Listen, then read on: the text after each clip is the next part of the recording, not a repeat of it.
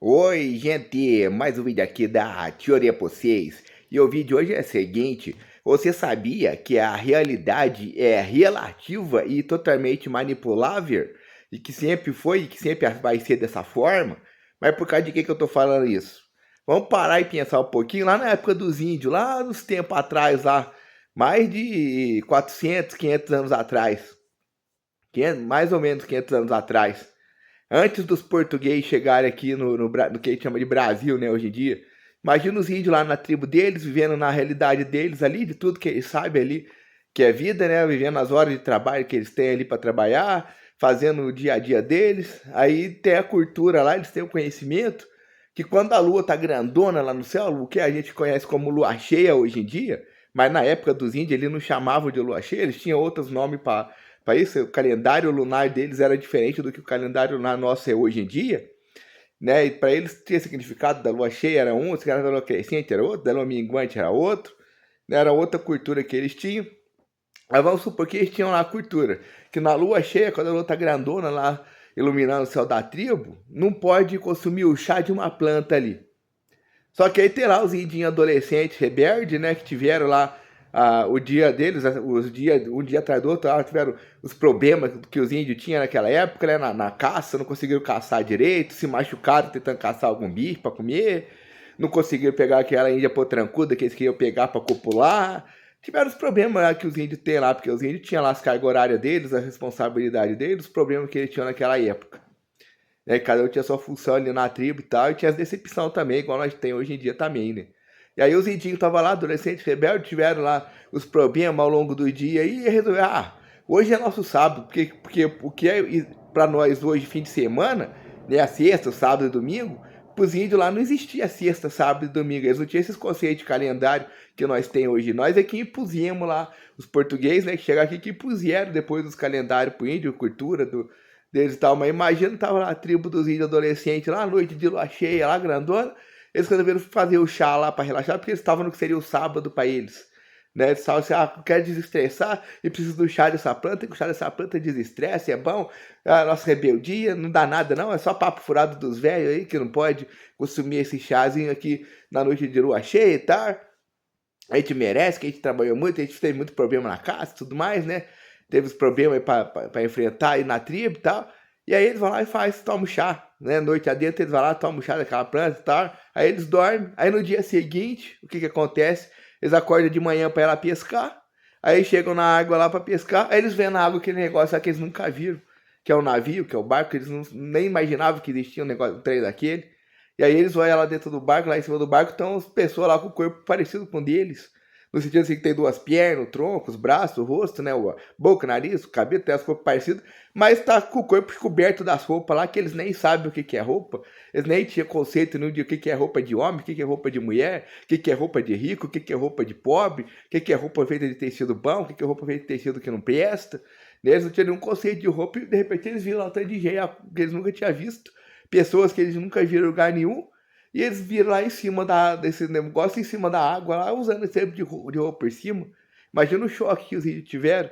E a gente sabendo tudo que a gente sabe das histórias do que aconteceu, né? Que os portugueses, colonizadores, chegaram aqui e obrigaram, forçaram os nativos a aprender a língua deles, o idioma dele, a religião, a cultura dele, a usar a roupa igual eles, a trabalhar igual eles trabalhavam, com os cargos horários que eles trabalham, para poder receber o salário dele, para poder comer as comidas dele e tudo mais, né? Porque eles tinham que ter a casa deles, as roupas deles, as coisas deles para eles serem alguém na vida, né? Eles tinham que fazer certas coisas, era obrigado a fazer certas coisas para ser alguém que presta na sociedade, alguém útil para a sociedade, né? E tal.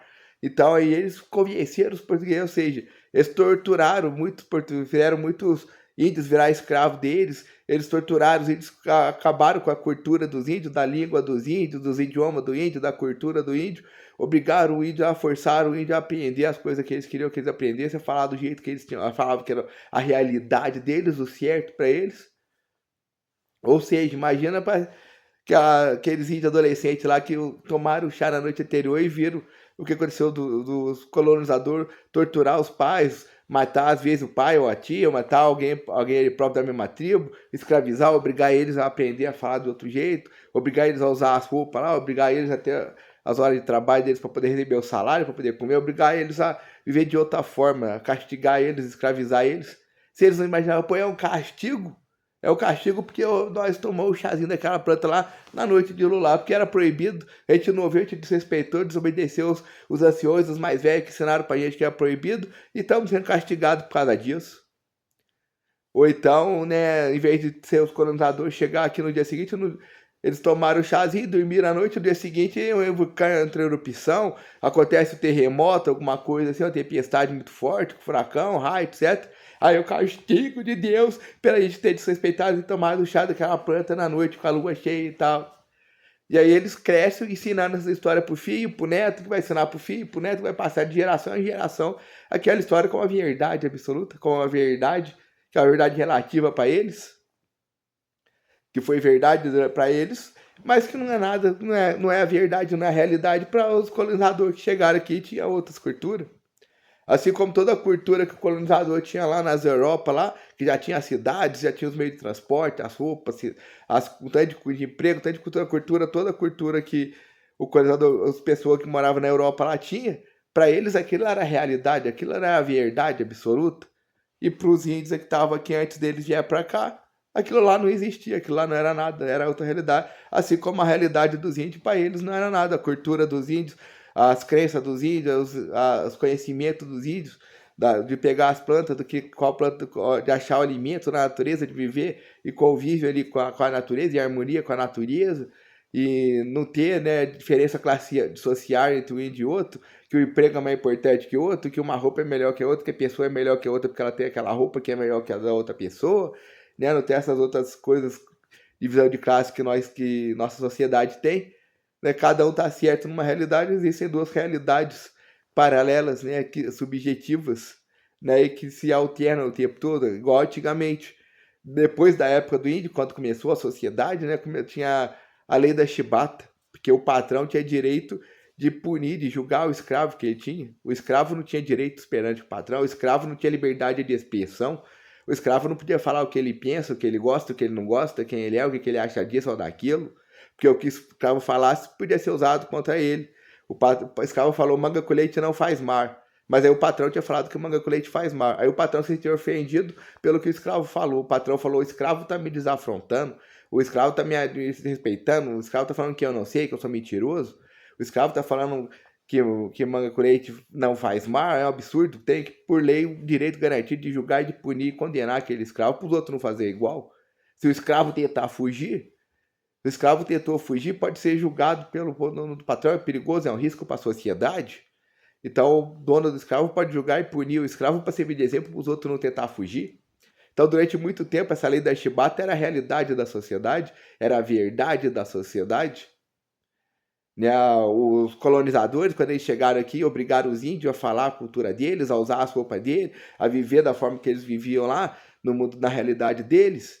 Os colonizadores acharam que estavam fazendo o serviço deles, o serviço de Deus, a missão deles, o propósito de vida deles, que eles estavam ajudando, que eles estavam salvando, que eles estavam tornando aquelas pessoas ali pessoas decentes, pessoas de bem, pessoas com Deus no coração, pessoas que vão ser salvas, pessoas que vão ser úteis para a sociedade, pessoas que vão viver daquela forma, naquelas regras, naqueles conceitos sociais que eles vivem, porque eles têm essa missão, eles têm esse propósito de vida, de levar as pessoas para esse lado deles, para viver igual eles vivem, pensar o que eles pensam, acreditar o que eles acreditam, fazer as coisas do jeito que eles acham que é o certo, que é a verdade absoluta para eles, que é a realidade deles, que é a realidade e a verdade de quem tem coração bom, de quem tem Deus no coração, de quem é bondoso, de quem está do lado da lei, de quem vive em sociedade, de quem é avançado espiritualmente, mentalmente, fisicamente, intelectualmente, quem é que tem a missão de ensinar para os outros, de levar os outros para esse caminho dele. Né? Então, assim, os colonizadores fizeram isso tudo pensando que estavam fazendo isso, pensando que estavam fazendo o serviço deles, o serviço de Deus. Mas é só o serviço para o ego deles, para a cultura deles, do que eles aprenderam ao longo da vida deles. Porque os colonizadores, em algum momento da história, também foram colonizados. Você parou para pensar nessa questão? Você parou para pensar como que os índios viviam antes dos colonizadores chegarem? O arranjo social, a carga horária que os índios tinham, as obrigações que os índios tinham, o que era problema para o índio, o que fazia o índio ficar triste, decepcionado, o que fazia o índio ficar feliz, excitado, ter tesão, ter prazer. Né, como que o índio arrumava o próprio alimento, como que ele sobrevivia, como que ele tinha a própria moradia, o próprio meio de transporte, Esse aí o índio desenvolvesse toda a tecnologia que existe hoje, mas vivendo da mesma forma que os índios viviam antes, porém, vivendo com toda a tecnologia que nós temos hoje, mas vivendo no mesmo conceito lá de ter o xamã, de ter o pajé, de ter os guerreiros que vão sair para caçar para comida para tribo, de ter as mulheres ali que vão ser as parteiras, de ter cada um ali o seu conceito social, a sua crença religiosa, que cada índio tinha, cada tribo tinha sua crença religiosa, tinha tribos que eram canibais, tinha tribos que não eram canibais, né, que eram diferentes, tinham várias tribos diferentes com conceitos e regras e crenças e conhecimentos diferentes de quais alimentos eram bons, de qual planta dava alimento, de como pegar água na natureza, de como pegar o alimento na natureza, de como conviver, como funcionar o acasalamento, como funciona a formação da família dentro da tribo, né? Como que funciona essa relação entre um índio e outro, qual índio tem mais poder que o outro, qual índio tem direito de ter uma melhor aparência, uma melhor roupa, uma melhor oca, uma melhor toga que o outro, uma melhor cocá que o outro, por que que tem que ter, né? Então, assim, como será que seria a tribos indígenas com a tecnologia que existe hoje na sociedade, mas vivendo nos conceitos indígenas que os índios viviam?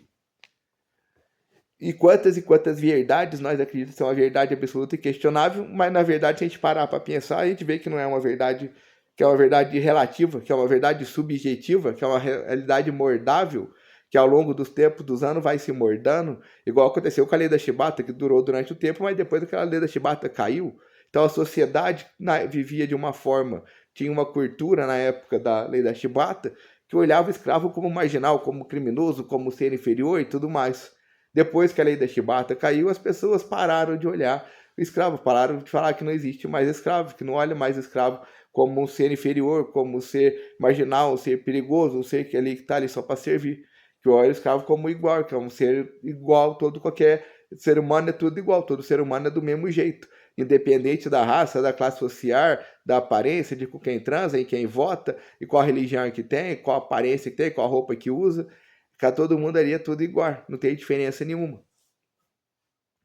E aí o conceito da sociedade começou a mudar, os conceitos da cidade vão mudando, a realidade vai mudando, a realidade vai se mordando de acordo com a sociedade. De quando a realidade é subjetiva por causa disso, a realidade só pode ser subjetiva e imutável por causa disso, porque existem provas de várias e várias outras leis que moldavam os conceitos de como a sociedade vivia. E que na época era a realidade absoluta para aquela sociedade que viveu naquela época.